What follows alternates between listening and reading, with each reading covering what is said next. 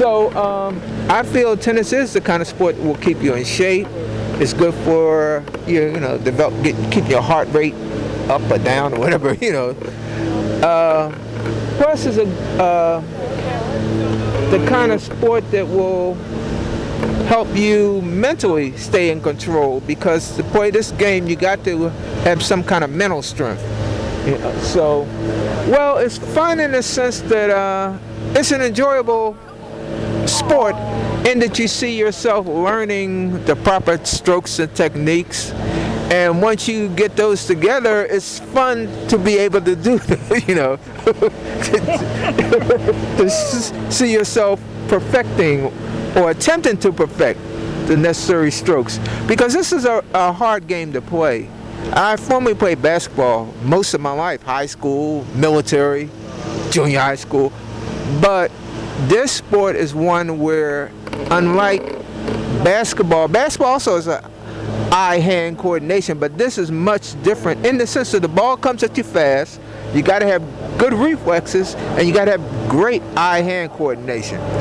So in that sense, it's a lot of fun because you feel good when you just stroke the ball that way. Well, that's one thing I enjoy, having a good shot, as well as the cardio and the challenge in competing against other players. The social aspect is one of the highlights of the game. You get to meet lots of people. You get to engage in lots of conversations. You get to play around with folks. In fact, what I mean by playing around with folks, you get to criticize them playfully. Not, it's a playful criticism. So it's a lot of fun. See, we are so used to playing team sports. Example, like basketball. All you need is one ball and 50 people can play the game. Whereas tennis, you can have one ball, but you're going to need 50 rackets. And in other words, as I said, 50 people can play in one game. Can use that one ball to play basketball from, let's say, 12 to 12. In tennis, each person needs a racket. So if we have 50 players, there's going to be 50 rackets. You might have one can of ball. In fact, you won't even have one can of ball, because after a period of time, those balls are going to get dead. You're going to need more. And to take lessons in tennis is usually roughly $75 per hour. And you need lots of lessons to learn how to do this properly. But they have age brackets. So a guy who's 60 will play another guy who's 60.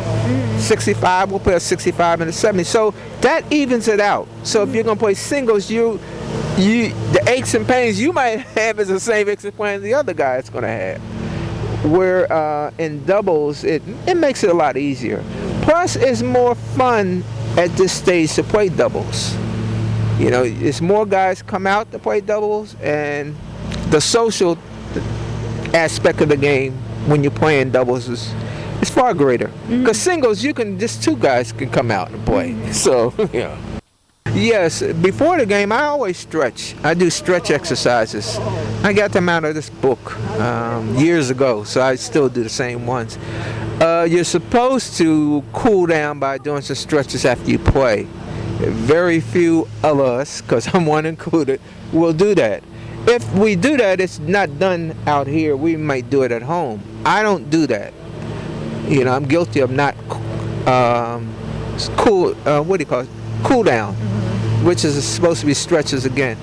We definitely stay hydrated. We make sure we drinking something because it's hot and humid out here. So you got to keep, the liquids in you, because perspiration just comes out of you so fast, Well, I have a stationary bike at home and a stair climber. I'll use a stationary bike a couple of times a week. I haven't used a stair climber in a long time, but I purchased those things when I first began playing, so they're old. But again, I do use the stationary a couple of times a week. In the beginning, when I first started playing tennis, I would ride the stationary bike every day for at least good 20, 30 minutes. I would do the stair climbing exercise every other day. just to build my legs up, because I knew that it was a running sport, so you had to have, some endurance, strong legs. Not that my legs got stronger, but I mean, I was able to keep things going with that.